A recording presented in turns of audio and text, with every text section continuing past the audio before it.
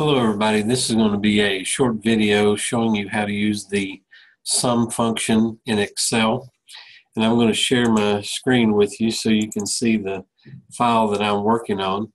This is the file you're working on in Project 1, the Linda Fox budget, and you can see that I have put in all of the data for the income section and all the data for the expenses section. And so let me just take you through some methods of creating a sum function. In cell B6, let me take this size up a little bit so you can see it better. But in cell B6, I want to add up cells B4 and B5. And so all I would need to do is put in equals B4 plus B5.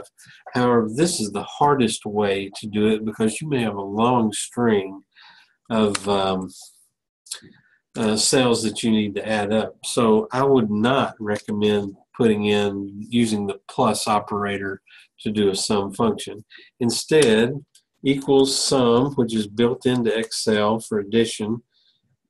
All you'd have to put in is B4 through B5. The colon stands for through.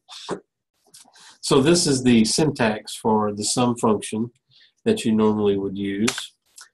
But again, I probably will mess up by typing the wrong thing.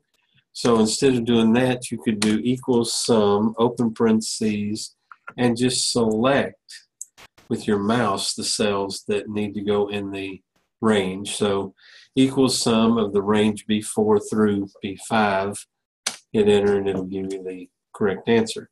Now, there's still an easier way. This is the way you probably want to do it, and that's click the auto sum button. The auto sum button, and let it build the syntax for you and hit enter, and it'll give you the sum formula. Now here's a problem I want to show you. If up here you had a year for the heading, and you come down here and you do an auto sum, notice it's going to try to sum up the year, which is a number. Well, you can always, again, just click what you want to go in the range. So be real careful about that if you have numbers as your column headings. So this should be January, and this should be February. Okay. So this works for columns. You'll notice all the way out here to the right. Let me take the zoom down. All the way out here to the right, you can also do an auto sum, and it will sum what's in the row. So get used to using the syntax. And you can either tap it in, or I would use the auto sum button to build the functions for me.